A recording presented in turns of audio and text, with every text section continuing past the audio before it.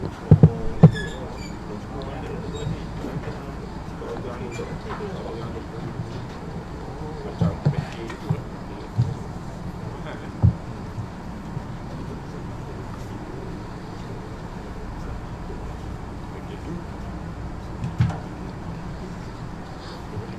صل على سيدنا محمد وعلى آل سيدنا محمد. أعوذ بالله من الشيطان الرجيم. بسم الله الرحمن الرحيم. الحمد لله رب العالمين، والصلاة والسلام على سيد المرسلين وعلى آله وصحبه أجمعين. رب اشرح لي صدري ويسر لي أمري واحلل عقدة من لساني يفقه قولي. سبحانك لا علم لنا إلا ما علمتنا إنك أنت العليم الحكيم. ولا حول ولا قوة إلا بالله العلي العظيم.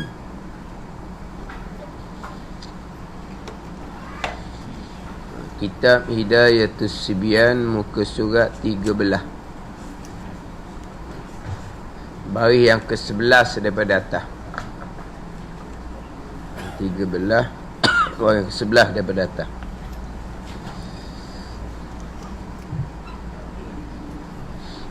Qala al-muallifu rahimahullahu ta'ala wa nafa'ana bi'ulumihi amin. Faslun bermula menutup aurah itu, iaitu menutup aurah dengan sesuatu yang suci,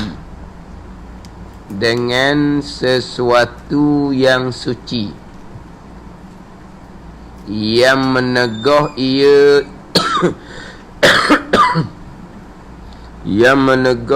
ia sesuatu yang suci akan kelihatan warna kulit, maka ditutup akan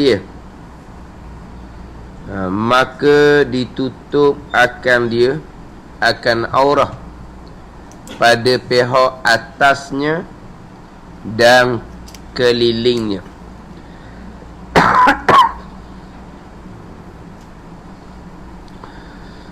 Bermula menutup aurah, iaitu dengan sesuatu yang suci, yang mana terdahulu salah satu daripada syarat sah sembahyang yang 9 adalah menutup aurah. Jadi di awal pembicaraan bab solat dalam kitab Hidayatus Salikin dimulai dengan syarat wajib sembahyang dan syarat sah sembahyang. Syarat wajib sembahyang dan syarat sah sembahyang. Jadi di antara syarat sah sembahyang adalah menutup aurah. Menutup aurah syarat sah sembahyang. Ini aurah pula berkaitan dengan menutup aurah. Dia akan hurah tiap-tiap satu daripada syarat-syarat sah sembahyang dengan fasal, dengan satu ceraian, satu tajuk asing-asing. Yang mana fasal yang terdahulunya adalah menghadap ain qiblah. Yang menghadap ain qiblah adalah salah satu daripada syarat sah sembahyang. Sekarang ni nak masuk pula kepada syarat sah sembahyang menutup aurah, iaitu menutup aurah ni dengan sesuatu yang suci. Satu, yang menegah ia sesuatu yang suci ni akan kelihatan warna kulit. Dia datangkan dua di sini. Maka ditutup dia akan aurah pada pihak atasnya dan kelilingnya. Jadi yang pertama, yang menutup aurah dengan sesuatu yang suci, Yang keduanya, sesuatu yang suci itu yang menegah ia akan kelihatan warna kulit. Kemudian dia ada satu lagi yang seeloknya tambah, hak berkaitan dengan syarat sah sembahyang menutup aurah ini. Dia dalam kitab ditambah satu lagi, menutup aurah jika kuasa. Dia tambah kat tu. Menutup aurah jika kuasa. Dia nak boleh tambah satu lagi. Adapun menghadap kiblah tidak kait dengan jika kuasa. Adapun suci daripada hadas kecil, hadas besar, suci daripada najis tidak kait dengan jika kuasa. Adapun menutup aurah dikait dengan jika kuasa. Faham tak? Di antara syarat sah sembahyang, suci daripada hadas kecil, hadas besar, suci daripada najis, menghadap ain qiblah. Jadi suci daripada hadas kecil, hadas besar tidak ada qaid jika kuasa. Suci daripada najis tidak ada qaid jika kuasa. Adapun menutup aurah dia ada qaid dia pula, jika kuasa. Dalam keadaan tertentu tidak kuasa menutup aurah dengan sesuatu yang suci, maka solatnya sah, tidak wajib diulangi kembali. Dia faham kata. Adapun suci daripada hadas kecil, hadas besar, dalam keadaan tertentu tidak mampu disempurnakan, tetapi sembahyang tetap wajib. Jangan lupa, syarat wajib sembahyang lain, syarat sah sembahyang lain. Selagi syarat wajib sembahyang cukup, selagi itulah berkewajipan sembahyang. Jangan lupa dulu syarat wajib sembahyang ada 5. Islam, baligh, berakal, suci haid dan nifas, masuk waktu. Itu 5 syarat wajib. Selagi kelima-lima syarat wajib ni cukup, selagi itulah wajib sembahyang, walaupun dalam keadaan beberapa syarat sah tidak mampu disempurnakan sekalipun. Ni. Faham tak ni? Ni nampak macam biasa je ni. Nampak macam mudah je. Ramai kau tak faham antara syarat wajib dengan syarat sah. Saya tak ada orang tolong wudukkan. Saya terlantar, tak ada orang tolong wudukkan saya. Tak ada orang yang sucikan najis saya. Macam mana saya nak semayang? Pergi buat sendirilah. Saya tidak mampu. Dah tidak mampu, bukan kita bersalah, bukan kita sengaja, dah tu kena semayang juga. Syarat wajib cukup tak lagi? Syarat wajib cukup, wajiblah semayang. Dah nak semayang macam mana? Wuduk tak ada. Wuduk tak ada, kita tak mampu nak berwuduk sendiri, tak ada orang nak tolong. Lepas tu najis ni, kita tak mampu nak basuh najis ni, tak ada orang tolong. Tidak gugur kewajipan semayang. Mana? Sebab baru-baru ni saya ada dengar orang cerita, dia pergi melawat hospital. Kemudian ada seorang mokcik itu macam tak ada orang pergi melawat dia. Dia gitu ada hospital kan. Hospital ni kadang-kadang hok ramai sangat. Ramai penuh. Kiri kanan duduk urung. Duduk dikung tu, ramainya hok melawat dia. Kalau hok tak ada, kau tak ada lah. Kan gitu. Hok tak ada lah. Kelik dianya. Masa tu masa melawat. Masa tu masa melawat. Orang lain penuh duk keliling katil. Hak dia ni kau gitulah. Kadang-kadang penuh tu lah. Mari tangkap tak ada orang ni, buat cakap. Gitu je lah. Dah dia penuh. Lepas tu hak ni nampak tak ada orang. Dia mari buat cakap alik ni. Siang kau dia seorang je. Jadi dia kata dia pergi hospital. Ada seorang mokcik itu, tak ada orang melawat dia lah. Bukan gitulah. Mungkin masa tu anak-anak tak apa lagi ke gitulah. Mungkin anak-anak dia jauh ke. Dia nak kata. ramai-ramai tu anak hidup Terengganu belaka boleh hak tu anak tu Kuala Lumpur duk jauh-jauh. Gitulah faham tak? Jadi mokcik itu dia ada ayah haji tu seorang orang lelaki. Jadi mokcik tu dia mengadu ke ayah haji tu, menangis dianya. Saya 2 hari dah masuk hospital. 2 hari saya dok semayang. Dia kata sebab tak ada orang yang tolong ke dia, tolong wuduk ke dia, tolong basuh najis, tak ada. Dia terlantar. Jadi menangis dah. Dia buat 2 hari dah dok semayang. Makna orang tua ni orang semayang ni, orang yang kira semayang. Kalau setengah orang tak menangis pun, dok semayang senyum je. Mayang kedak, dok senyum je. Dok semayang tu senyum mewek orang panggil. Dok semayang dia senyum. Ni kau kan dia menangis ni, sedih 2 hari dah dok semayang. Sebab tak ada orang tolong nak semayang dia tu lah. Dengan wuduknya, dengan basuh najis, dengan terlantar. Faham lah qada hajat dalam paper. Jadi haji ni dia jumpalah dengan hak jerawat tu, minta tolong supaya tukar paper dia pukul 1 ke. Sebab itu tukar paper pukul 4 ke gitu lah. Pukul 1 ni masuk waktu zuhur. Tu orang cara tak ada cara ni. Diri sendiri wajib solat. Ada ni. Diri sendiri tu wajib solat. Lepas tu sekarang ni tak ada orang wuduk kan. Beritahu kepada Maxi tu, saya nak semayang ni, Mek tolong kau wudukkan saya. Mocik minta maaf mocik, kita tak ada tangan misal ni. Lepas tu tak ada orang nak tolong. Dia tak salah dah. Masuk waktu dia pun sembahyang. Sebab apa? Sebab masih lagi wajib semayang. Sebab syarat wajib masih lagi cukup. Mana syarat wajib? Islam, baligh, berakal. Ni penting ni. Lepas tu suci haid dan nifas. Tu memang suci haid nifas sama dah dianya. Sebab tua dah. Lepas tu wajiblah semayang. Hak tak wajib semayang ni orang kafir. Dan ni bukan orang kafir. Kanak-kanak ni bukan kanak-kanak. Orang gila, dia bukan orang gila. Orang mabuk, orang koma, dia bukan mabuk, dia sedar, bukan koma. Orang haid, dia bukan haid. Orang nipah, dia bukan nipah. Maka wajiblah semayang. 7 golongan ni je tak wajib semayangnya. Lepas tu wuduk tak ada ni, najis, tak ada orang basuh ni, itu syarat sah yang wajib disempurnakan. Tiba-tiba tak mampu nak buat sendiri, tak ada orang tolong, kewajipan semayang kekal.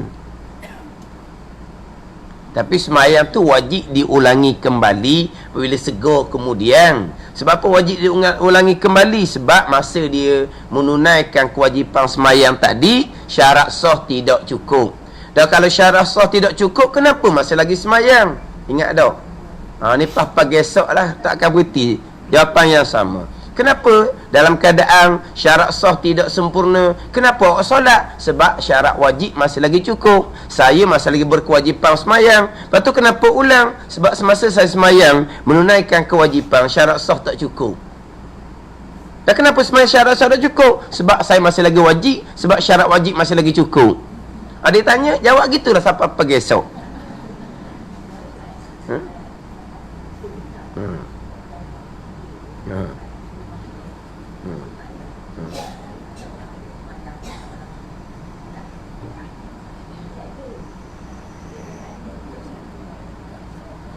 Dia kalau minta tolong, kita wajib tolong lah.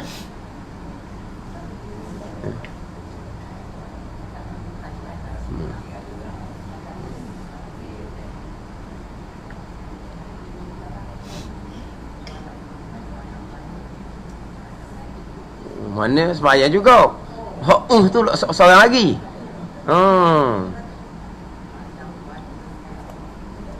Jadi tak sakit tu baguslah semayang. Hak bini pula tu buat apa pula? Gitu jack lalu. Apa dong gitu? Dia sepatutnya kena tolong.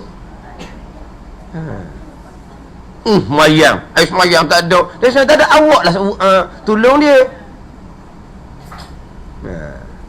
Dia wajib tolong lah. Dia wajib wudukkan suami dia. Lepas tu nak wudukkan macam mana? Bersentuh batal wuduk, pakai sarung tangan.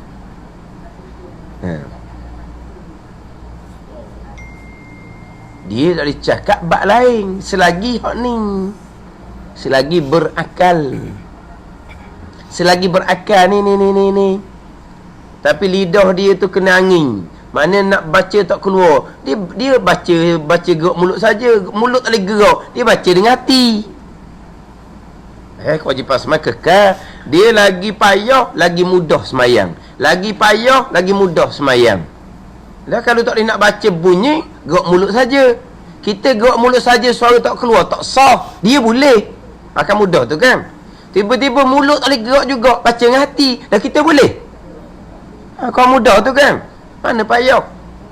Dia semayang orang sakit ni mudah. Orang sakit ni payahnya nak mencukupkan syarat sah. Tu payah. Nak mencukupkan syarat sah hanya untuk wuduk kan mudah. Nak basuh najis tu payah. Tapi hak payah tu bukan hak dia. Bukan kewajipan pesakit. Kewajipan penjaga. Pesakit ni lebih daripada raja lagi. Faham tak? Pesakit ni lebih dari raja. Beritahu je saya nak semayang. Orang hak sihat lah kena wajib uruskan. Raja, saya nak semayang. Lepas tu pembantu dia wudukkan raja. Pembantu dia istinjakkan raja. Tak. Dia nak semayang ambil wuduk sendiri lah. Raja nak semayang dia istinjak sendiri. Ni pesakit ni, saya nak semayang. Orang wudukkan. Saya nak semayang. Orang yang istinjakkan. Tengok. Lebih dari raja lagi. Mudahnya orang sakit ni nak semayang. Siapa yang susah? Penjaga. Penjaga susah sikit lah. Jadi penjagalah kena wudukkan dia. Kalau bab najis tu, dia orang sakit ni wuduk mudah. Sebab kita spray je. Hak payahnya nak membersihkan daripada najis. Tu hak payah. Sebab dia qada hajat dalam paper. Najisnya depan belakang. Najisnya sudah kering. Ni payah Dia najis tak boleh lap-lap. Dia kena basuh. Tak ada ni. Nak basuh di mana? Kalau ada masa-masa kita orang sakit di hospital kan, ada masa kita buat turun dia, bubuh di atas kursi tu. Kemudian kita masuk bilik air, kita mandi. Boleh senang sikit. Tapi kalau jenis tak boleh pergi daripada katil wayar penuh tu. Tu payah tu. Kalau jenis terlantar, tapi sampai masa keluarga dia ambil buat atas kursi pergi mandi. Bak panah dianya tak mandi. Mandilah sekali sehari gitu. Hak boleh bagi bilik air adalah. Hak tak boleh bagi bilik air kerana wayar penuh. Jadi tengok di hospital dia buat mana? Dia hanya tukar paper, kemudian dia lap-lap sikit gitu je tau. Satu najis macam mana? Tak suci. Tapi nak buat macam mana tu? Sebab tak boleh nak buat, nak bagi bilik air tak boleh. Maka dia kalau dalam keadaan seumpama tu, dalam bab najis, kita bolehlah pakai mazhab Maliki. Mazhab Maliki, kita mazhab Syafi'i. Syarat sah sembahyang suci daripada najis. Mazhab Maliki, suci daripada najis bukan syarat sah sembahyang. Sunat juga suci daripada najis. Itu mazhab Maliki. Sunat juga suci daripada najis. Sebab Nabi sembahyang dekat Kaabah, orang kafir bubuh macam-macam di belakang Nabi. Nabi berhenti tak sembahyang. Ada. Itu dalil bahawa najis tidak membatalkan sembahyang. Tu di Mekah. Di Madinah Nabi suruh sahabat membersihkan dari najis. Maka mazhab Maliki kata suruh tu suruh sunat. Bukan syarat sah sembahyang. Itu mazhab Maliki. Jadi kalau nak keadaan seumpama ni tak apalah. Buang paper hok ada hok najis itu, pakai paper baru walaupun dia punya tubuh dia, kulit tubuh dia itu masih lagi ada najis, tak apalah pakai mazhab Maliki. Sebab nak meringankan penjaga. Pesakit relax je penjaga. Nak meringankan penjaga, tak apalah pakai mazhab Maliki. Untuk wudukkan pesakit mudah sebab di spray gitu je. Jadi dah kita bukan sengaja nak ambil pandangan mazhab Maliki yang mudah, sebab kita dalam keadaan kesulitan. Kesulitan bolehlah, tak apalah. Semayang dengan najis tu, najis lah, cuma paper baru betul, tapi di tubuh dia tu najis kan, cuma lap-lap gitu, tak jadi, hanya hilang je lah air tu, tapi najis ke tak? Dia lap tu tak pergi gatal je. Dia lap-lap tak pergi gatal je, tapi suci ke tak? Tak apalah. Tu dah berat sangat tu pakai mazhab Maliki. Sebab itulah saya pernah ingat gitu saya sebut masa dia ngajar, dia kata mujur kau ada mazhab Maliki. Mujur ada mazhab Maliki. Sebab apa? Orang Afrika boleh masuk sugar retek. Sebab dia kata orang Afrika ni, dia kata tu wallahu alam lah. kurang bersih. Kurang bersih. Lepas tu kita kata mujur ada mazhab Maliki, orang Afrika boleh masuk sugar retek. Kalau tidak agak berat lah. Dia tak tahulah macam mana orang Mekah. Orang kulit hitam tu lah orang Afrika. Betul ke dia tak apa bersih? Lebih kurang gitu je.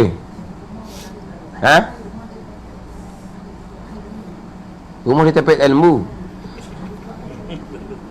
Dia tarik lembu ni bab lain pula. Tarik lembu ni mazhab Maliki, Hanafi tak najis. Atau bab lain pula. Atau dia tak najis. Sebab tahi air kencing daripada binatang yang daging boleh makan, mazhab Maliki Hanafi tak najis. Tu lain kis pula tu. Tahan ni tak najis, bukan mazhab Maliki kata boleh makan tai lembu. Jangan pergi nambah tu jadi fitnah pula. Jangan hari ni boleh ilmu baru ustaz ngajar mazhab Maliki boleh makan tai lembu. Siap. Tak najis. Dah tak najis boleh makan lah. Batu tak najis. Tanah tak najis boleh makan lah. Tak najis tu perkara lain, boleh makan tu perkara lain. Kayu pun tak najis, dah boleh makan lah. Takut jadi nambah pula kan. Mazhab Maliki tai lembu, tai ayam, tai itik boleh makan. Siap. Tai itik boleh lah makan, tai itik kuih. Cuma di mazhab Maliki memang tak najis. Tu bukan masalah kata suci daripada najis. Benda tu tak najis.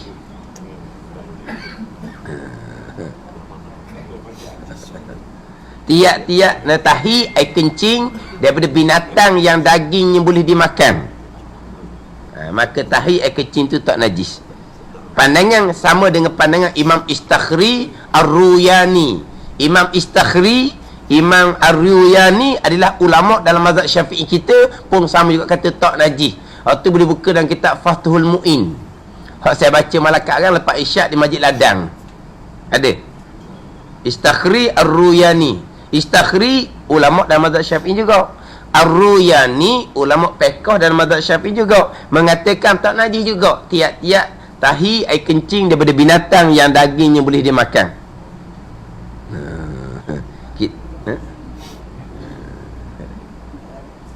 Jadi kalau bab najis tu tak apalah. Bab wuduk kena ambil wuduk. Tapi nak ceritanya, kalaulah wuduk pun tak ada orang nak layan, tak ada orang nak pedulikan, masuk waktu berkewajipan sembahyang selagi syarat wajib masih lagi cukup. Jadi tak timbul mayang tak ada. Masalah sekarang ni, kalau makcik tak kata isteri dia, kenapa tak wuduk kan? Kenapa dia tak wuduk kan? Ni kena faham molek ni. Saya pernah satu kali, ustaz arwah dah, dia ustaz Quran, dia ngajar Quran. Jadi dia semayang, tapi tidak wuduk kan. Opang dia kata tak wuduk kan ustaz sebab najis pun tak basuh tu. Semayang ra'i waktu je, hormat waktu je. Sebab najis tu tak basuh tu, semayang najis. Wuduk tak payah ambil dia kata. Bersihkan najis satu kewajipan lain, berwuduk satu kewajipan lain, menutup aurah satu kewajipan lain, menghadap qiblah satu kewajipan lain. Sekarang nak menyucikan najis tak mampu sebab tak boleh buat pergi bilik air, hak tu di luar keupayaan. Sekarang ni kewajipan wudukkan pesakit mampu buat ke tak? Mampu, wudukkanlah dia. Wajib tu atas orang penjaga ni. Tutup aurah, orang lelaki mudah je. Menghadap qiblah boleh ke tak? Tak boleh juga ni, katil tak boleh nak pusing ni, di luar keupayaan kita. Tapi wudukkan pesakit mampu ke tak? Mampu, wajib. Tapi semayang kalau pakai mazhab Syafi'i kerana najis tidak dibersihkan, semayang memang tetap wajib diqadakkan kembali. Hak tu bab kerana najis. Bab wuduk wajib wudukkan dia, walaupun semayang wajib diulangi kembali. Jangan pakai borong gitu pula. Ni kata kena ada ilmu molek ni. Yang mana pesakit ni kadang-kadang dia ilmu dia tak berapa nak ingat molek dah, dia pun dah kadang mengidak sakit. Dia pun hukum hakam tu pun harap pada orang je, dia pun tak pun nak ingat mana buat hukum hakamnya. Akan jagalah wudukkan dia. Dah kalau wudukkan dia, najis ada, semayang kena ulang. Semayang kena ulang sebab najis ada, tapi wuduk kita mampu buat, wajib kita buat wuduk ke dia. Ni hak semayang dah ni bagus dah, tak kena cara pula. Tadi semayang, bini pula bunyi semayang, wuduk tak ada, dia tak wuduk kan. Tapi saya cerita tadi, waktu makcik tu tak semayang, tak boleh, kena semayang lah. Orang tak buat ke dia basuh najis ke wudukkan, tu hal lain. Tapi dia wajib lah beritahu, wajib minta tolong. Beritahulah kepada orang hok hijau tu, saya nak semayang tolong kau. Gitu je lah. Kalau dia tak dengar je, tu dia dengan Tuhan dah lah. Kita tak mampu sebab kita terlantar. Masa waktu tu pun Allahu Akbar semayang, sudah menunaikan kewajipan. Mati dalam keadaan sakit itu, mati dalam keadaan menunaikan kewajipan. Segar kemudian kena ulang balik semayang tu. Gitu je lah. Yang pentingnya kita menunaikan kewajipan atas kita. Itu penting. Faham tak? Ni kena acing molek antara syarat wajib dengan syarat sah. Kemudian syarat sah, kalau ada satu-satu syarat sah tidak mampu disempurnakan, wajib sempurnakan syarat sah yang lain. Jangan kerana satu syarat sah, suci dan najis tak mampu disempurnakan, suci daripada hadas kecil pun kita dah buat. Balah kita mampu, wajib tu kena buat. Lepas tu macam mana najis ni? Kalau kita pakai mazhab Maliki, semayang tak ulang dah. Pakai mazhab Maliki lah, najis pakai mazhab Maliki, maka wuduk, kita wudukkan macam biasa. Qiblah kita hadap lah kalau boleh. Kalau main duduk katil hospital ni, katil duduk gini kan, dia beradap kaki, kan gitu. Dia satu katil je menghadap kiblat. Dah. Katil hok mana kaki tang ke Masjid Ladang tu dah. Hok menghadap kiblat. Walaupun tidak menghadap ain kiblat pun tak apalah, menghadap jihah kiblat, arah kiblat, hala kiblat tak apa dah. Lepas tu macam mana? Minta lah dengar hospital. Tukarlah kita nak duduk alik ni sebab kita semayang. Lepas tu orang lain tu nampak tak semayang, biar ke dia nak menghadap mana pun. Kerana kalau dia kata tak ada, katil tu je ada hak alat untuk dia. Katil lain tak ada alat untuk macam hak jenis. Orang lelah ada alat dia, gitulah. Katil tu je boleh. Tak apalah kat mana pun. Semayang membelakangkan kiblat pun di luar kupayang kita. Tapi semayang tu kena ulangi kembali kemudian. Sebab syarat sah menghadap kiblat tak mampu disempurnakan. Tapi nak ceritanya, balik kepada hak persoalan menutup aurat jika kuasa. Dia kalau suci dia ada hadas kecil tak qaid jika kuasa. Maknanya kalau solat dalam keadaan berhadas, sebab tidak ada orang yang tolong mengangkatkan hadas kita, sembahyang tu kena ulangi kembali. Suci daripada najis, mazhab Syafi'i lah ni. Kalau tidak ada orang yang menyucikan dari najis, sembahyang tu wajib diulangi. Kalaulah menghadap kiblah, semayang kita tidak menghadap kiblah, wajib diulangi sebab dia tidak qaid dengan jika kuasa. Adapun menutup aurat, dia ada qaid satu, jika kuasa. Tiba-tiba dalam keadaan tertentu di luar keupayaan kita tidak cukup pakaian untuk menutupi aurat, kita semayang tu tidak wajib diulangi kembali sebab ketika tu kita tidak kuasa. Faham tak? Tak kuasa lah, tak ada pakaian lah. Mana? Tak ada pakaian. Ataupun ada pakaian, tak ada pakaian suci contohnya. Ada pakaian, kita pakai pakaian kodok-kodok tapi tidak menutupi sekalian aurat, terutama orang perempuan. Maka dipanggil ketika tu tidak kuasa. Bila tidak kuasa, kewajipan menutup aurat gugur. Sebab kewajipan menutup aurat jika kuasa. kewajipan suci daripada hadas, kewajipan suci daripada najis, kewajipan menghadap ain qiblah tidak kait dengan jika kuasa. Tak kuasa pun tetap wajib, tapi tak berdosa lah kita tak kuasa. Pergi sembahyang tu wajib diulangi kembali. Adapun menutupi aurah jika kuasa.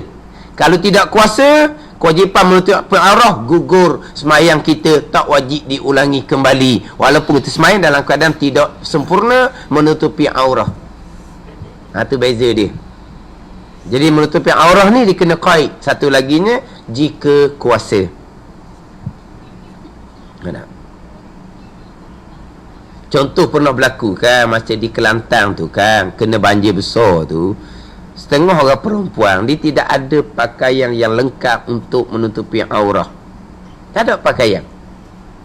Kan masa tu kan dalam keadaan kelang kabut apa semua tu, air tiba-tiba naik, selas pinggang je menyelamatkan diri. Maka ada tubuh je lah. Ada tubuh. Pada tubuh ni pun tudung kepala pun tudung koda-koda je. Siapa masa semayang? Kuasa tak menutupi aurah? Tidak kuasa. Maka semayanglah sekadar hak ada pakaian tu. Lepas tu semayang wajib diulangi? Tak wajib diulangi jikalau semayang kita suci daripada hadas, suci daripada najis, menghadap qiblah. Hak tu cukup. Cukup. Aurah je tak sempurna. Dalam keadaan kuasa ke tak? Tidak kuasa. Semayang tu tidak wajib diulangi kembali. Sebab ketika tu tidak kuasa untuk menyempurnakan menutupi aurah. Mana? Ini jika kuasa tu kena tanda molek.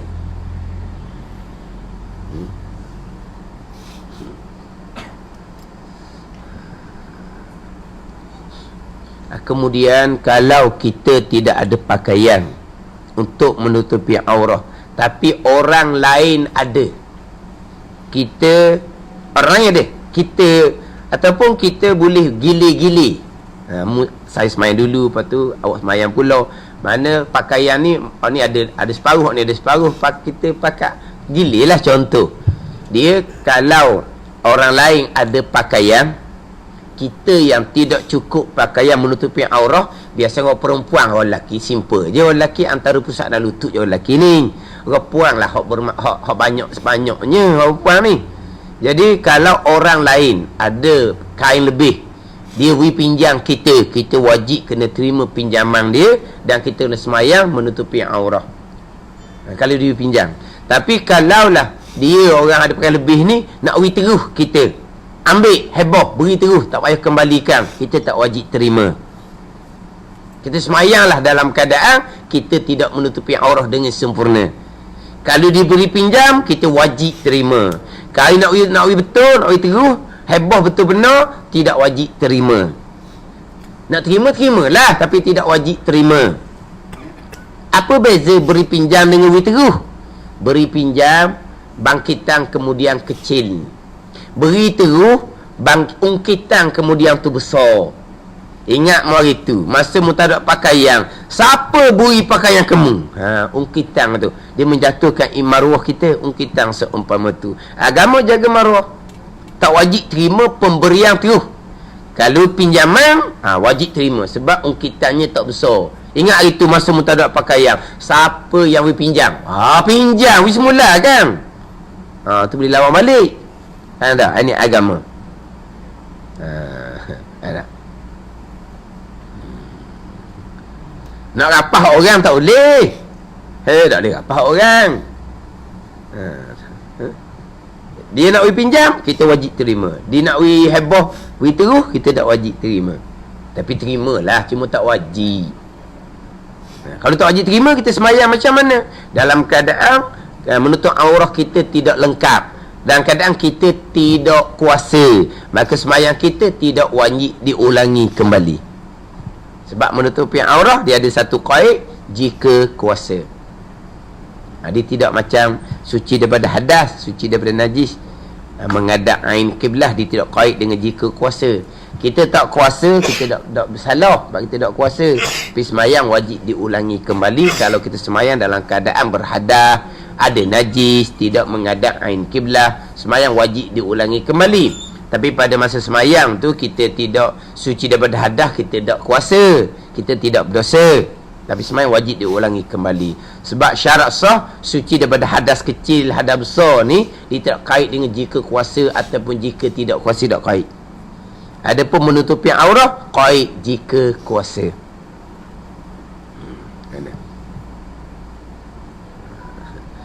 Kita duk mikir Allah bab menutupi aurat tak kuasa bilanya.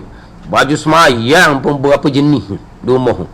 Baju semayang hok Indonesia, hok Vietnam, hok Malaysia, macam-macam peseng ada di rumah. Jangan duk kata ada ketika tuan uji tak ada gapo satu.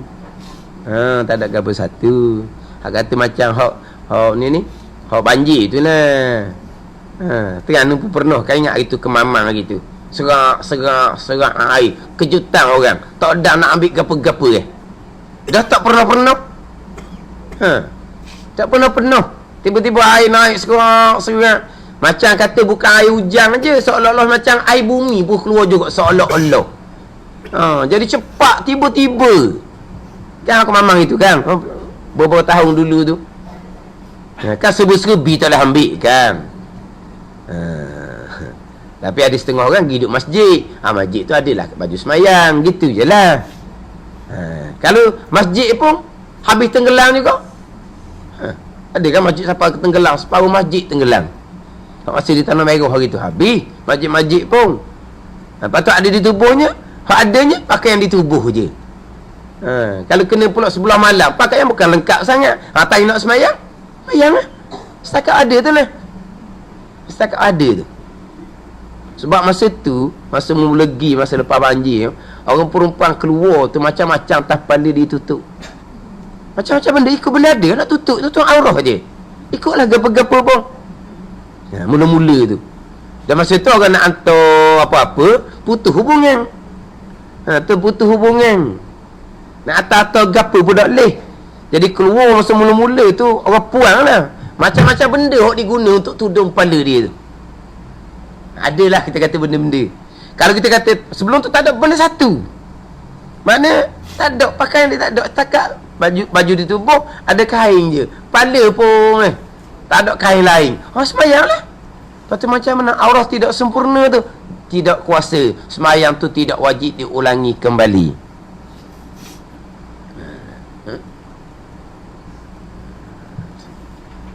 Kena faham lah, kena ilmu tu kena ada.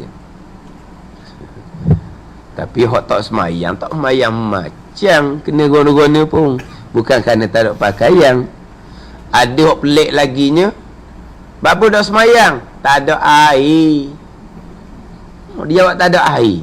Yang duk banjir tu banjir ke apa? Banjir debu ke banjir ke apa?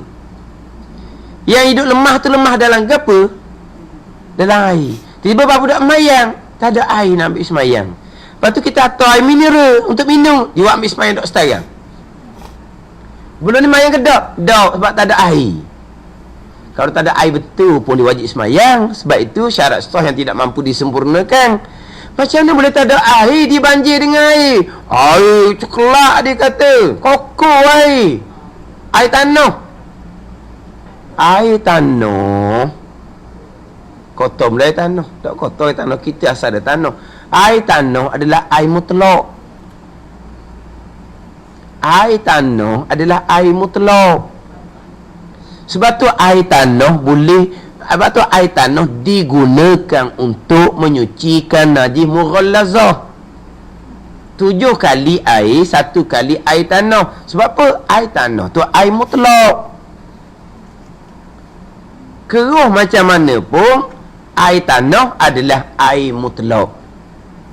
Ni tak kena air orang panggil ni. Dia ingatkan air tanah tu bukan air mutlak. Tak ayat itik mana air banjir pahuan hala dah ayat itiknya. Tak ada tu bukan, dia bukan alasan dia. Dia tak ada ayat itik, tak ada ayat itiknya. Ayat itik mana lagi orang banjir berhari-hari dah. Masalah bukan ayat itik, masalah air tu coklat. Bukan masalah ayat itik, dia pun tahu dah ayat itik tak ada dahnya. Bukan masalah tak ayat itik. Masalahnya air tu air tanah. Dia ingat ke bukan air mutlak. Kan air sungai, orang lain tak air sungai belaka, air sungai ada tak ayam? Bukan kerana tu. Kerana air tu kokoh, dia kata air tu bukan air mutlak. Air mutlak ni kena air jernih. Lepas tu air mineral, digunakan air mineral untuk ambil semayang kan, untuk minum. Abang apa ni? Tak kena air. So ngaji bak air mutlak, apa air mustakmal, dia kata oh bak air je. Ni orang kadang-kadang gitulah. Ilmu agama ni diwak memperkecil-kecilkan. Bila kalau kita baca kitab fiqh macam kita ni kan, dahulu ada cerita bak air. Bak air, ni orang panggil orang tidak beradab. Tidak beradab dengan ilmu syariat, tidak beradab dengan majlis ilmu, tidak beradab dengan orang mengajar ilmu. Ada seumpama ni, bak air je kalau gitu. Isu air je. Siapa peringkat kuliah duha? Mari kuliah duha, mari. Bukan kuliah maghrib. Kuliah maghrib, mari nak berjemaah. Orang je bising mari ngajar. Ada? Dia bukan nak belajar, dia nak berjemaah je. Orang tu mari duduk sibuk ngajar. Tapi kalau kuliah duha, dia sengaja mari. Mari-mari tengok-tengok bak air. Bak air dia ngajar. Tu dikata depan sebelah. Ni orang panggil orang yang tak ada akal lah orang panggil. Bukan orang muda-muda orang tua. Dia mari bukan orang panggil. Dia boleh komen orang sebelah.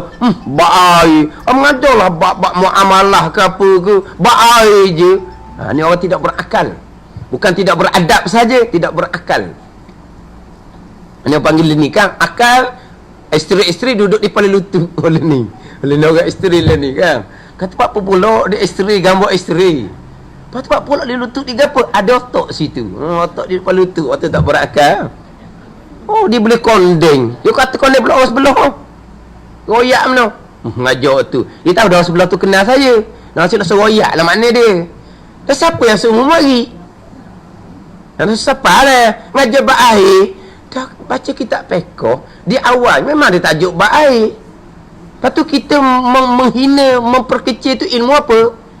Ilmu dalam kitab, ilmu dalam kitab fiqh. Itu ilmu Quran hadis, ilmu agama. Ni orang banyak lima waktu masjid tapi akal tak sempurna. Akal tak sempurna. Bukan budak-budak, orang tua dah, tapi akal tak sempurna. Dia memperkecil-kecil. Kan jawab mudah tu hukum agama. Apa dah ada kitab tu hukum syariat agama Allah. Cerita bak air, cerita bak apa semua. Buat mudah-mudah. Lah ni pelik apa orang tak kenal air. Orang tu tak kenal air mutlak. Air mustakmal pun tak kenal orang kita learning. Celup sikit mustakmal lalu dah. Tu orang learning. Kita kata buat mudah. Pernah sekali saya buat program Muafiq Masbuk. Bagi kertas dia pun tengok. Muafiq Masbuk je. Tu dia mari ya. Muafiq Masbuk je. Jak budak lagi. Ni panggil tak beradab. Akal tak sempurna belaka ni. Lepas tu duduk. Kawan ni gerak dah. Tadi dia cakap muluk tu muluk. Atapal ada piyah lah bagi majlis ilmu agama. Lepas tu kan Muafiq Masbuk. Tak reti kita tak reti sekarang cerita takrif Muafiq pun tak reti, cerita takrif Masbuk pun tak reti. Tahu dah, tak reti-retinya. Tapi Muafiq Masbuk je, jak budak lagi. Tapi tak lari. Dia tak lari, dia tunggu. Dia ada kawan lama, dia pun duk menung. Mu faham tak? Jak budak mu kata.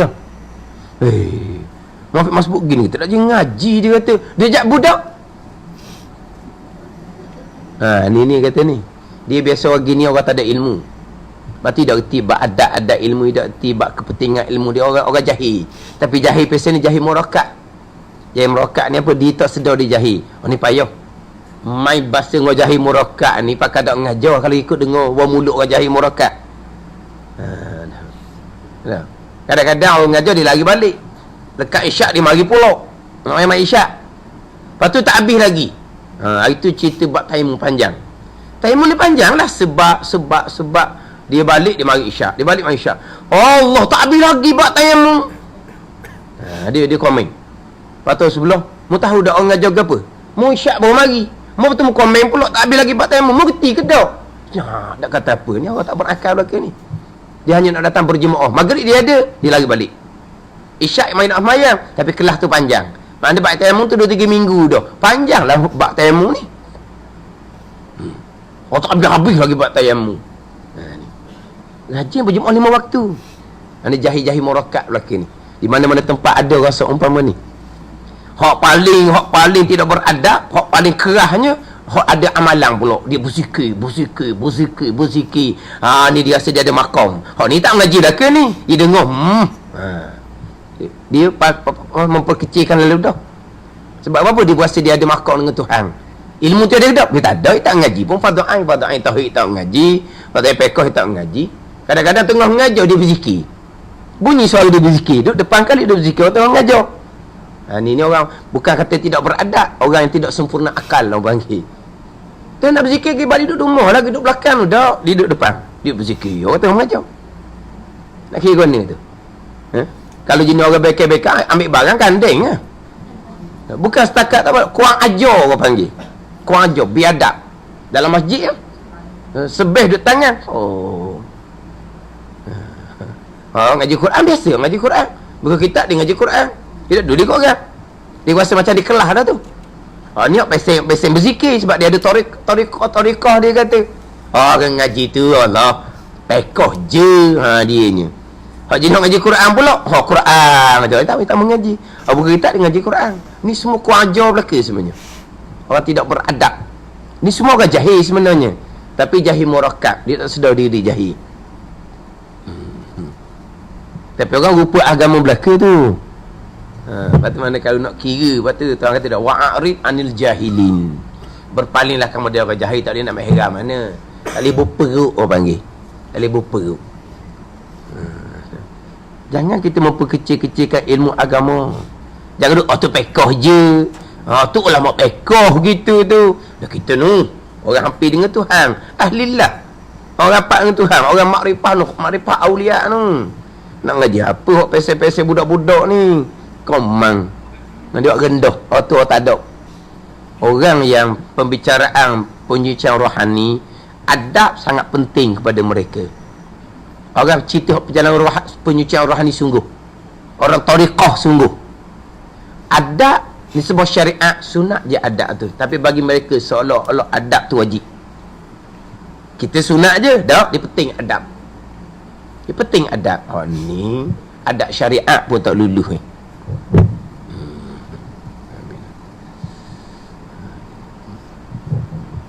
Makna bang apa tu? Tak kena air. Air banyak tapi warna coklat, warna koko. Tak ada air untuk berwudu. Kita sebenarnya kadang-kadang kalau tanya bak air pun kelang kabut sebenarnya. Air mutlak ke, air mustamah ke, air musyammah ke, air mutanajis ke, kadang-kadang bolong, tak apa-apa nak reti pun. Cuma kita buat macam reti je.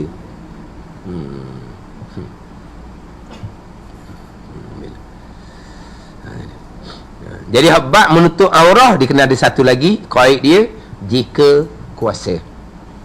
Kalau tak kuasa, semayang tu tidak wajib diulangi kembali. Kemudian berkaitan dengan menutup aurah ni, apabila tidak ada pakaian lemah daripada menutup aurah, contohnya sembahyang dalam keadaan telanjang terus, tak ada pakaian terus, mana dia panggil pun uryanan, semayang dalam keadaan telanjang, uryan, telanjang. Semayang wajib, semayang kekal wajib, dan semayang itu tidak wajib diulangi kembali sebab dia tidak kuasa. Cuma dalam fiqh ni, kalau tidak ada pakaian, masing-masing telanjang, afdal semayang asing-asing ke semayang berjemaah. Mazhab Syafi'i kita afdal semayang berjemaah. Cuma kalau berjemaah lelaki, imamnya macam berjemaah sesama perempuan. Perempuan berjemaah sesama perempuan, imamnya pun perempuan juga. Di mana imam tu duduk? Adakah 3 hasta di hadapan? Dia hanya di hadapan sedikit saja. Macam kalau lelaki kau makmum seorang lah. Mana kalau lelaki Lelaki ke hadapan zikir itu makmum seorang. Kalau makmum dua, sudah 3 hasta ke hadapan.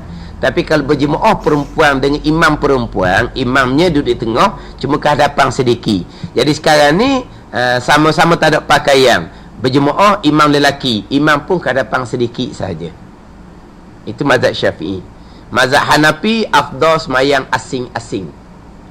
Mazhab Syafi'i kita afdal berjemaah. Kemudian macam mana tu? Wajib pejam mata. Wajib pejam mata supaya tidak melihat aurah orang lain. Wajib pejam mata.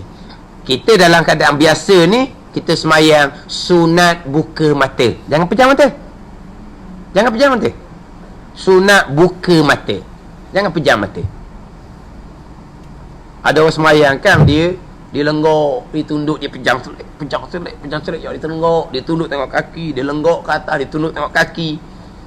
Ni orang tak berat sangat ni.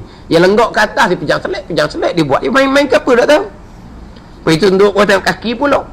Kita sepanjang masa tengok tempat sujud. Tak belajar teguh ni panggil ni, tak belajar langsung ni. Dia sunat buka mata dalam solat. Melainkan kalau di hadapan kita tu ada gambar-gambar yang mengganggu kita daripada khusyuk sembahyang, barulah kita disunatkan pejam mata. Kalau kita kata di sejadah kita ni Allah comelnya lah, tiang dia, bunga dia comel-comel sungguh, maka ketika tu barulah kita disunatkan tutup mata, sebab gambar tu ganggu kita. Ada. Yang mana sepatutnya kita kena kira daripada awal. Sebab sembahyang atas hamparan yang penuh dengan gambar, hukumnya makruh.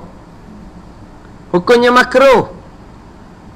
Dalam masjid sekarang ni, kapek dia penuh dengan bunga. Tu kapek makruh. Tak tahu berapa orang masjid beli hak seumpama tu. Dan orang masjid nak hak makruh. Kapek ada hak kosong kan? Kapek ada kosong. Sunat kita semayang di atas hamparan yang kosong. Makruh kita semayang atas hamparan yang bercorak-corak, yang berpetok-petok. Tapi dah pihak masjid punyalah pandanya, hak tukang handle masjid, dia cari hamparan kapek yang makruh. Lepas tu warna kita kena ambil sejadah lain lah, tutup itu untuk semayang kita. Kapek yang kosong ada. Kapek kosong ni tebal ni juga. Standard juga, bukan kapek biasa-biasa, kapek comel. Mana? Ni, sekali pijak tergelang kaki tu. Tapi kapeknya, hamparannya kosong. Tu comel. Dia cuma ada garisan soft sahaja. Kan gitu? Tapi kalau pergi masjid-masjid besar sekarang ni, semuanya kapek ni bercorok-corok. Siapa yang buat keputusan beli kapek seumpama tu? Pihak masjid lah. Pihak masjid keputusan tu berpandu kepada apa?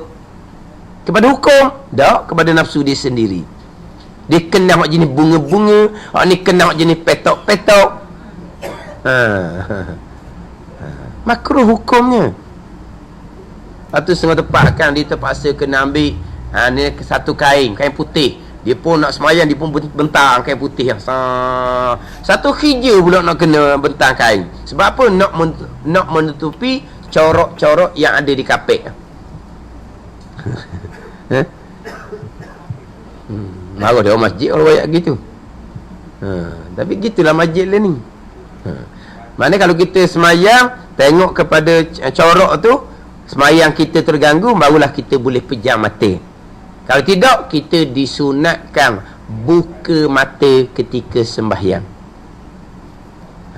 Malaikat tadi, semuanya tak ada pakaian belaka, semayang dalam keadaan aurahnya terbuka, maka wajib pejam mata supaya tidak terpandang aurah orang lain.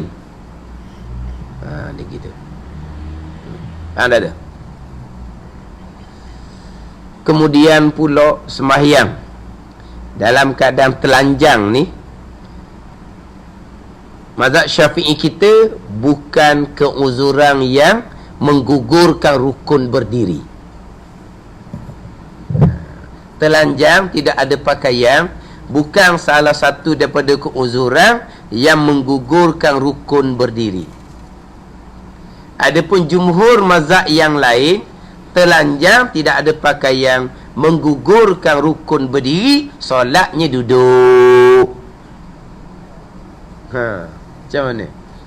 Kalau mazhab Syafi'i kita, telanjang bukan satu keuzuran yang menghilangkan rukun berdiri. Kena sembahyang berdiri macam biasa, rokok macam biasa, sujud macam biasa. Jumhur mazhab yang lain, apabila tidak ada pakaian, maka gugur rukun berdiri, solat dalam keadaan duduk. Macam mana? Nak mazhab Syafi'i lagi kalau tak ada pakaian? Kemudian kalau mazhab Hanafi pula, duduk dalam keadaan kaki berlunjuk ke hadapan. Kemudian rokok, sujud, isyarat tunduk tubuh saja. Tunduk subuh saja. Dia hak telanjang wajib solat berdiri, mazhab Syafi'i dengan mazhab Maliki. Mazhab Syafi'i dengan mazhab Maliki. Mazhab Hanafi dengan mazhab Hambali, barulah apabila tidak ada pakaian, maka solatnya dalam keadaan duduk. Itu mazhab Hanafi dengan mazhab Hambali. Kemudian kaki berlunjuk, rokok, sujud, isyarat dengan tubuh saja, tunduk ke hadapan, isyarat pada rokok, dan tunduk ke hadapan, isyarat kepada sujud. Adapun mazhab Syafi'i dengan mazhab Maliki, tidak ada pakaian, sembahyang wajib dalam keadaan berdiri lagi, dalam keadaan menyempurnakan rukun, rokok, sujud macam biasa. Dia berdiri tidak menjadi rukun bagi orang yang tidak ada pakaian adalah mazhab Hambali dengan mazhab Hanafi.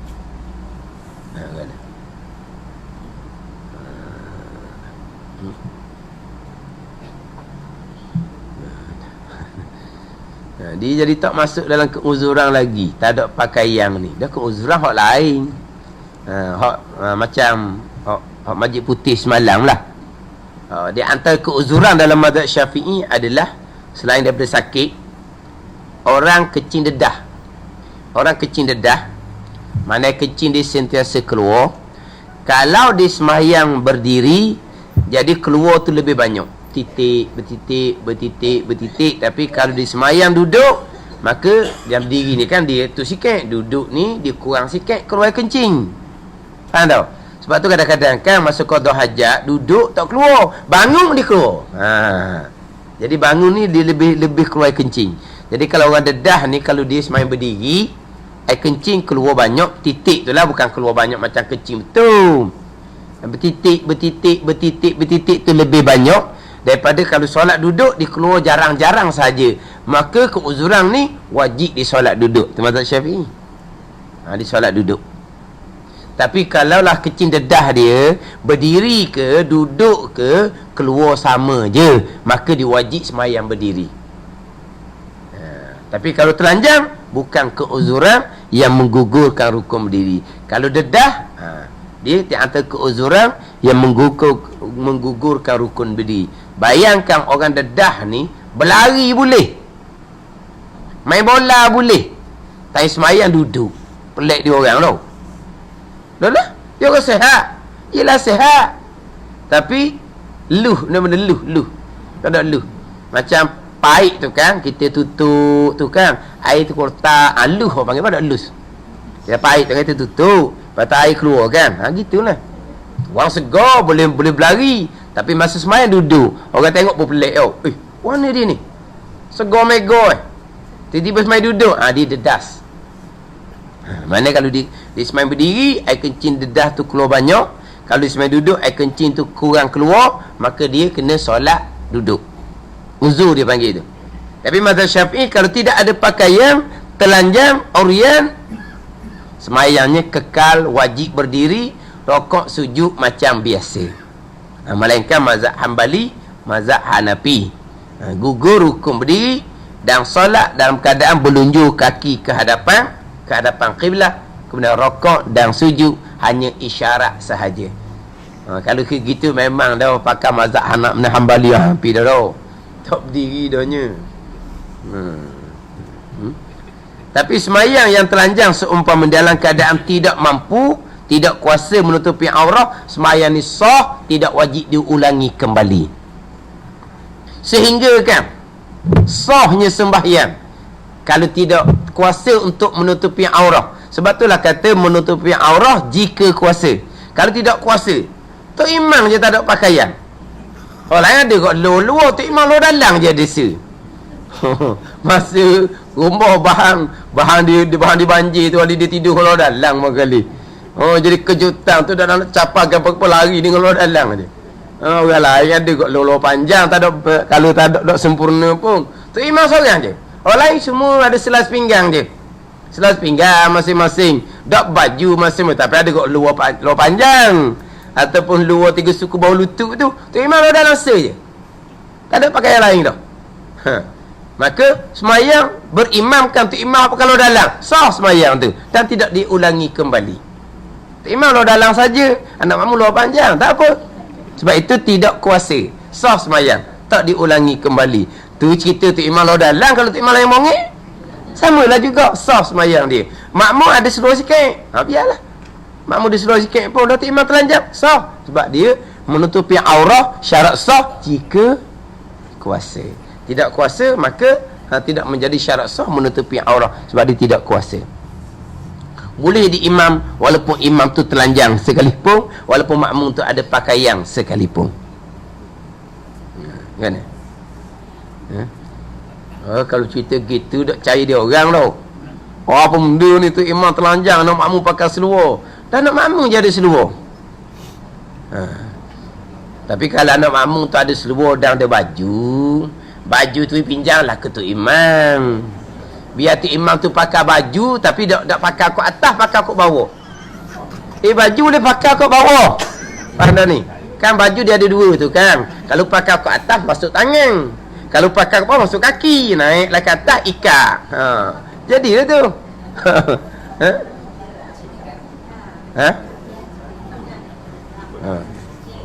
Sama je tangan bogel ke apa pun, kalau dia tidak kuasa, sama je. Tu buat contoh luar dalam kan. Kalau tak ada apa satu pun, sah semayang imam tu, dan makmum boleh berjemaah belakang dia walaupun makmum tu menutupi aurat.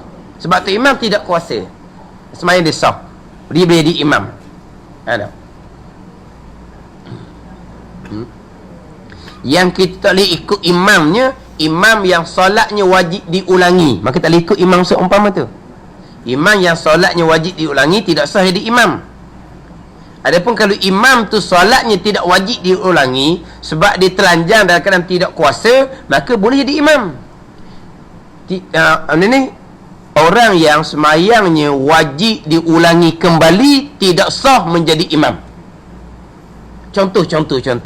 Tu imam tangan dia belak.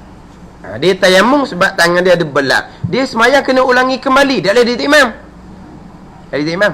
Sebab semayang tu wajib diulangi kembali. Adapun tu imam yang telanjang, yang tidak menutupi aurat kerana tidak kuasa, semayang tu sah dah, tidak wajib diulangi kembali, maka sah jadi imam. Walaupun makmum tu menutupi aurat sekalipun. Kan? Ingat ke tak ada pakaian, gugur kewajipan semayang. Gugur kewajipan semayang, tak cukup syarat wajib tadi. Kafir, kanak-kanak, gila, mabuk, koma, haid, nifas. 7 golongan saja yang gugur kewajipan sembahyang. Yang duk capuk lain. Hak lain, selagi syarat wajib cukup, selagi itulah wajib sembahyang. Jadi kita hari ni pergi kepada menutupi aurat jika kuasa. Kemudian iaitu menutupi aurat ni dengan sesuatu yang suci. Satu, yang menegah ia sesuatu yang suci akan kelihatan warna kulit. Warna kulit. Kulit warna apa? Orang apa? Sawo Sawo? Sawo matang. Sawo matang. Bukan coklat. Koko. Jadi yang menutupi akan kelihatan warna. Adapun pun kalau nampak dia punya tubuh tapi warnanya tak nampak, sah dah. Tak tahu. Menutupi warna kulit. Warna. Menutupi warna kulit ni pun dengan pandangan biasa. Bukan dengan pandangan kerana dia duduk di tepi tingkap, jadi ada cahaya masuk.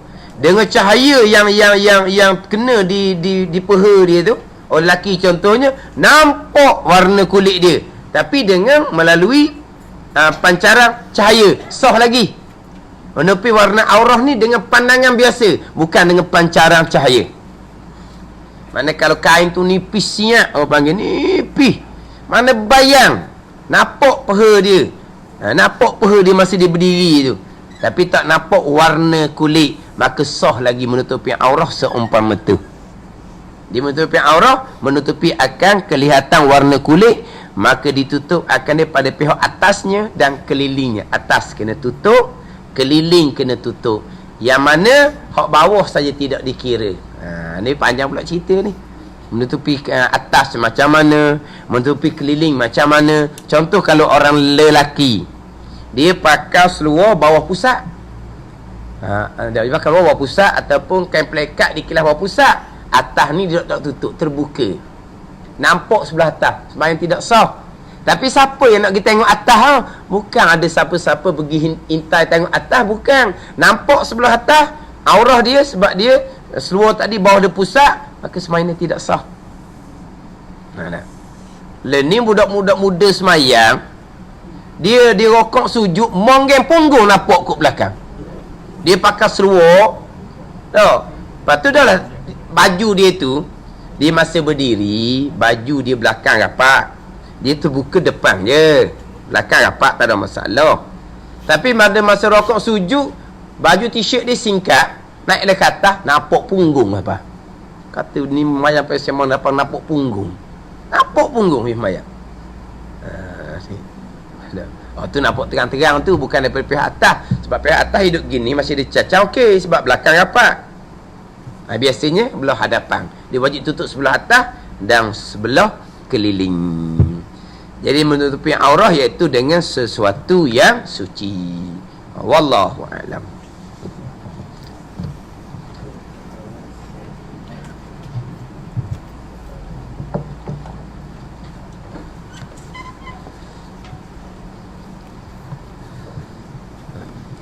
Wan Haji Ramali. Mana? Mana? Ke minggu depan? Minggu ni dah?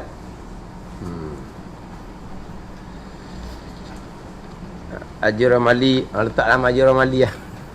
Haji nak buat kutipan derma untuk surau di Pondok Babak S Panjang. Jadi surau tu dia buruk dah. Memang surau lama dah, belah-belah tahun dah. Jadi nak dibaiki, kemudian untuk guna buat 2 tingkat. Jadi hak lama tu memang buruk dah lah. Jadi nak buat 2 tingkat. Jadi adalah dalam WhatsApp tu minta supaya kutip derma. Kemudian kebetulan Haji nak pergi ni. Nak pergi tani dah minggu depan tau. Minggu depan. Jadi kita buat kutipan sikit lah untuk banner surau di Pondok Babak S Panjang. Lepas tu mana bekas Haji?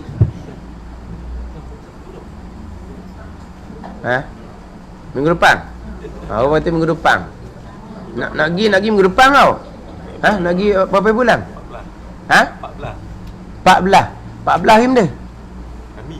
Kami kami tu nak pergi pagi.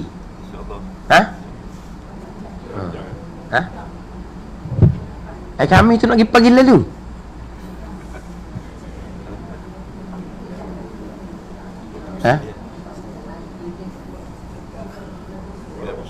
Gana-gana? Pergi selepas kuliah lah esok. Hari kami depan pergi lepas kuliah. Lepas kuliah? Dah kutip minggu depan lah. Kutip minggu depan. Kita minggu depan banyak sikit. Hari ni tak bawa duit. Minggu depan ada lah. Ada dah Minggu depan tak dah Minggu depan Haji nak doa ke tak doa ni? Nak doa kutip lalu minggu ni. Kalau nak tak doa minggu depan. Minggu depan. Minggu depan.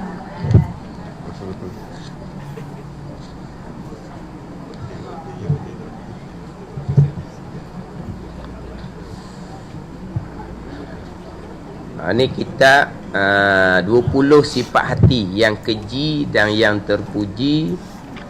Muka surat 8. Muka surat 8 baris yang kedua daripada bawah.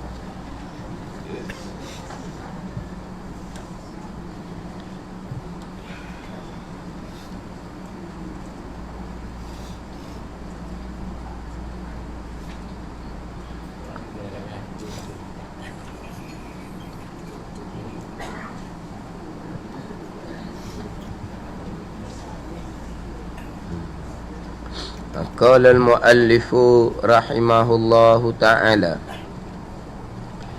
wa nafa'ana bi'ulumihi amin.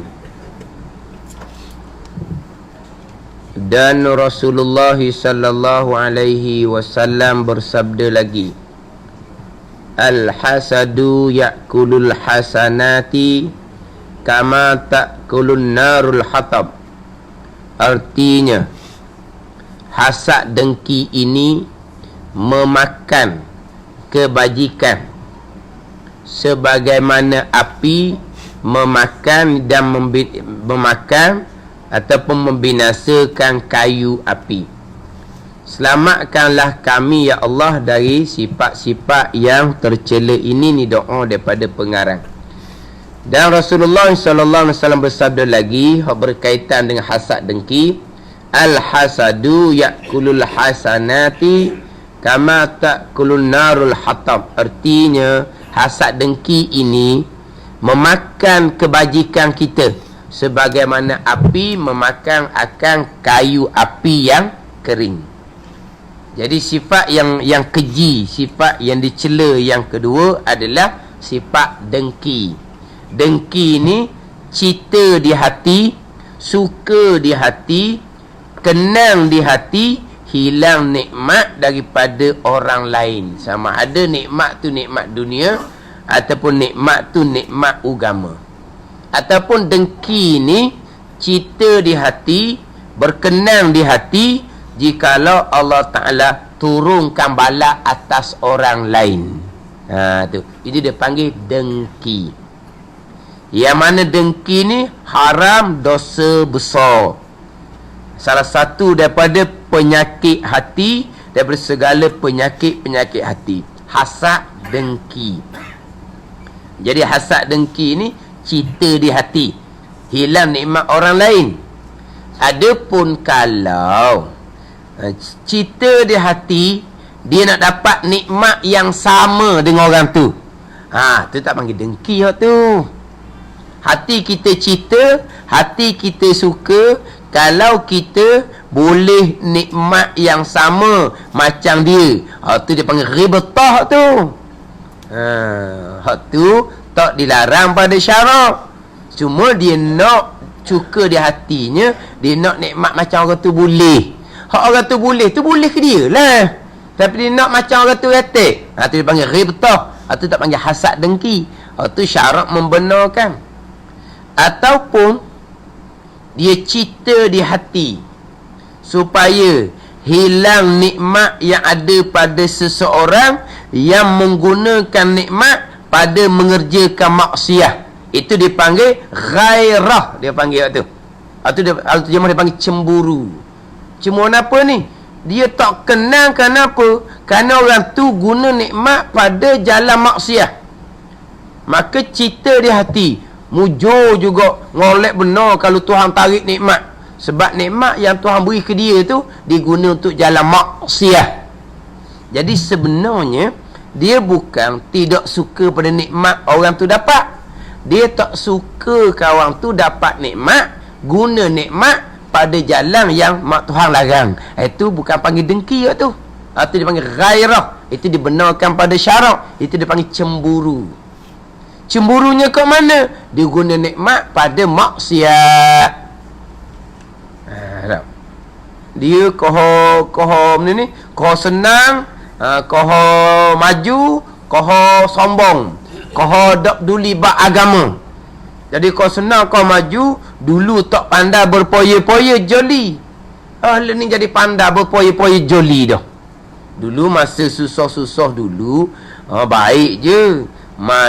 Duduk mari majlis surah sama-sama. Lepas kau senang ni, majlis surah pun dak nitah dah. Lepas tu nampak perangai kau berat. Jadi kau joli pula dah. Maka cerita di hati, biar Tuhan tarik nikmat dia tu. Kenang benar hati kita. Kalau Tuhan tarik nikmat dia, kerana dia gunakan nikmat pada jalan maksiat, itu tak dengki. Sebab bukan kerana nikmat, kerana maksiat yang dilakukan. Ada. Itu tak panggil dengki. Itu diharuskan pada syarak. Sebab kalau kawan tu tinggal je maksiat, maka tak ada dah kenang di hati dia supaya nikmat kawan tu ditarik balik. Sebab apa? Dia jadi molek dah learning. Jadi hak maksiat masa mungkin lah, masa mula-mula boleh senang tu berkali. Kejutan berkali kan. Yelah kadang-kadang dan Tuhan nak beri rezeki ni mudah-mudah je. Mari tiba-tiba kaya raya sekelip mata. Kalau Tuhan nak beri rezeki, tu kadang-kadang masa dia senang tu, mari tiba-tiba tu jadi gila-gila.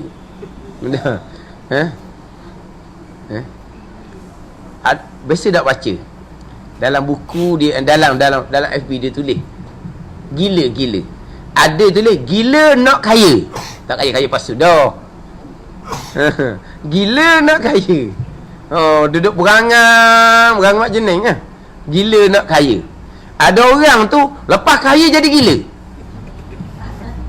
Lepas kaya dia gila. Dah kaya pelik tiba-tiba dia pun tunjuk Nabi kaya ni, harta dia banyak ni, harta dia banyak ni, harta dia banyak ni. Sebab dia gitu tu, kaya tiba-tiba jadi gila. Ada orang yang kaya gila-gila. Kaya sungguh dia ni, tapi dia sembunyikan kekayaan dia. Ni dalam FB ni, ayat FB belaka ni. Dia kata ada orang gila nak kaya. Ada orang jadi kaya jadi gila. Sebab apa? Kaya tiba-tiba. Ada orang yang memang kaya gila-gila. Harta dia banyak sungguh, tapi kalau tengok gitu tak kaya-kaya pun. Ni hak kaya gila-gila ni. Hak jadi kaya tiba-tiba ni. Jadi gila. Siapa ke akaun bank masuk dalam ambil gambar tunjuk ke orang. Tu gila tu. Tak apa nak betul dah tu. Jadi kadang-kadang orang ni bila dia kaya tiba-tiba dia hanyut. Jadi dengan poyo-poyonya dengan macam-macam benda dia buat hak karu-karu. Marilah cerita di hati biar Tuhan tarik kekayaan dia tu. Mai kenang gitu. Tu dibenarkan pada syarak. Tiba-tiba kemudian tu wali dia tenang dah. Masa tu mula-mula dia tengah buih. Pada kalau macam tuak tu dia tengah buih. Dia tengah buih tu tak ada pakar tu. Pada tuak masang, nira. Lama dia dibuih tu jangan duk setuh tu. Tu dia pening tu. Lama-lama dia pun jadi tenang, jadi cuka. Hati kata barulah boleh ambil kira semula. Dia lepas daripada dia tu mari matang balik, dia pun jadi molek. Maka tak ada lah hati kita cerita supaya nikmat dia hilang. Sebab dia sudah kembali kepada pangkal jalan. Tu alamat bahawa hati kita bukan cerita hilang nikmat, tapi hati kita cerita hilang nikmat kerana nikmat tu digunakan untuk maksiat. Apabila dia tidak menggunakan nikmat tu pada maksiat, hati kita tak ada cerita dah supaya hilang nikmat dia. Kalau cerita gitu, di hati hilang nikmat kerana dia menggunakan nikmat pada jalan maksiat, itu dipanggil ghairatun, dia panggil cemburu. Itu bukan panggil dengki. Dengki ni tak ada orang tu molek-molek tiba-tiba hati dia berkenan. Ni sifat manusia. Ni sifat manusia yang mana hak maksiat mula-mula atas muka bumi adalah dengki kobe kepada habis. Ni benda dengki ni benda penyakit yang mana penyakit ni penyakit daripada ummah yang terdahulu. Yang mana kadang-kadang tabiat perangai manusia ni, kalau kawan boleh nikmat, dia mulalah mula nak deki. Tetapi kalau seteru boleh nikmat, okey je. Kalau seteru boleh nikmat, dia okey. Tapi kalau kawan boleh nikmat, dia mulalah. Mari kenang di hati ni, biar Tuhan tarik. Tapi ni hak seteru orang kafir tu macam-macam nikmat boleh. Tak ada apa-apa pun. Ni perangai. Ke mana? Orang sama-sama orang Islam berniaga, nak deki. Orang kafir berniaga maju, tak ada nak deki-deki pun. Ni perangai pelik manusia ni. Sepatutnya kalau orang Islam berniaga, dia naik kau maju, kita kau suka. Ni tak, kalau Islam maju, mulalah nak deki.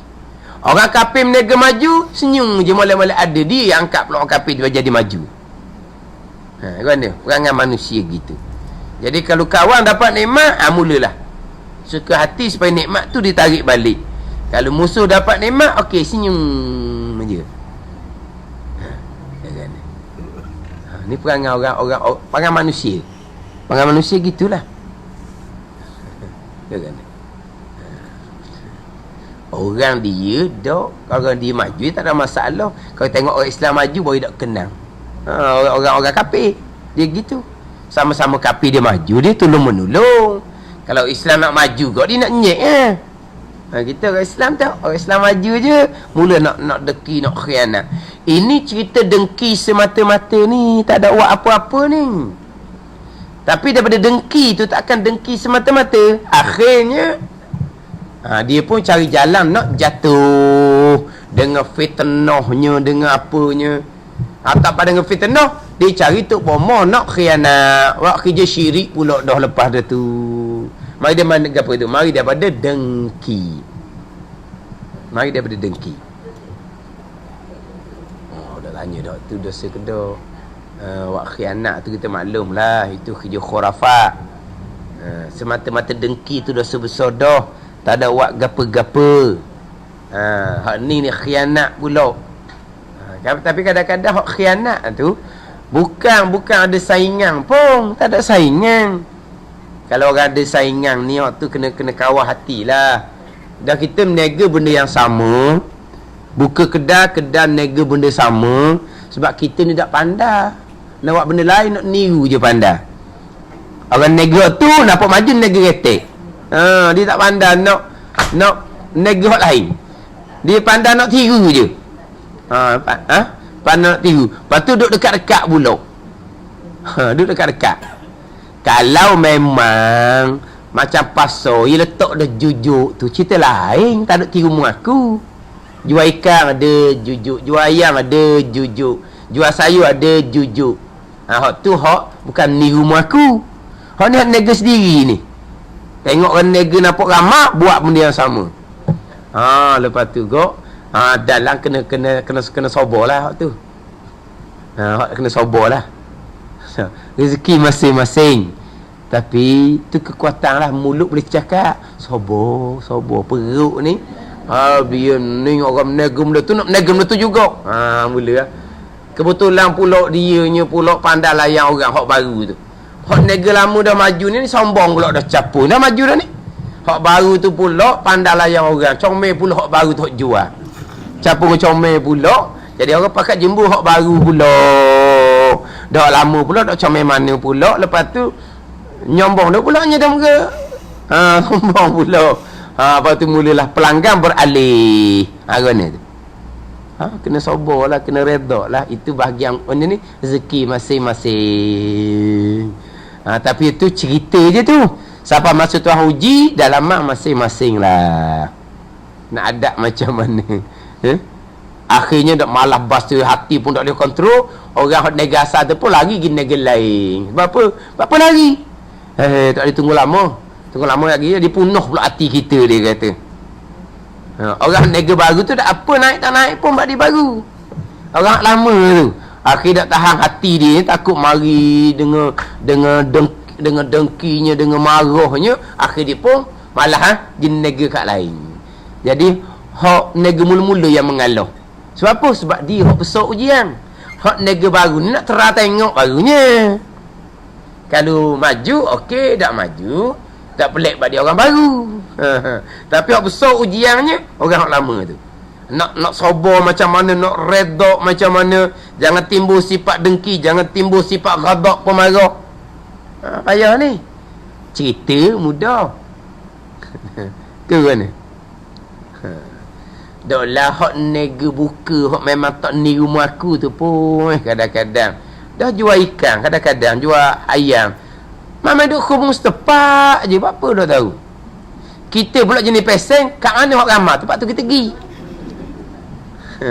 Hati peseng. Jadi nampak kedai tu ramah sikit, kita pakai pergi. Sedap kedai, dah tahu ramah. Kita nampak ramah, situ kita nak pergi. Sebab kita berasa sedap. Walau orang lain macam kita juga. Bapa pergi situ sedap ke? Aku tengok orang ramah. Dan mau apa mari? Aku tengok orang ramah. Tak sedap-sedap pun. Kan? Lepas tu hak nega muda sama ni, ni kena redha, kena sabar. Itu semua bahagian masing-masing. Jangan dengki, jangan ghadab, jangan marah. Sebab dengki, Nabi kata dengki akan makan kebajikan kita seperti api makan kayu api yang kering. Jadi deki-deki ni selain daripada dosa besar, dia membatalkan pahala ibadah yang kita buat, yang Tuhan terima dah pahala kebajikan tu. Maknanya kalau semayang ada pahala, kalau puasa yang ada pahala. Nak ada pahala sebagai puasa ni dengan ilmu akidah dia ada, ilmu fiqh dia ada, ilmu tasawuf dia ada.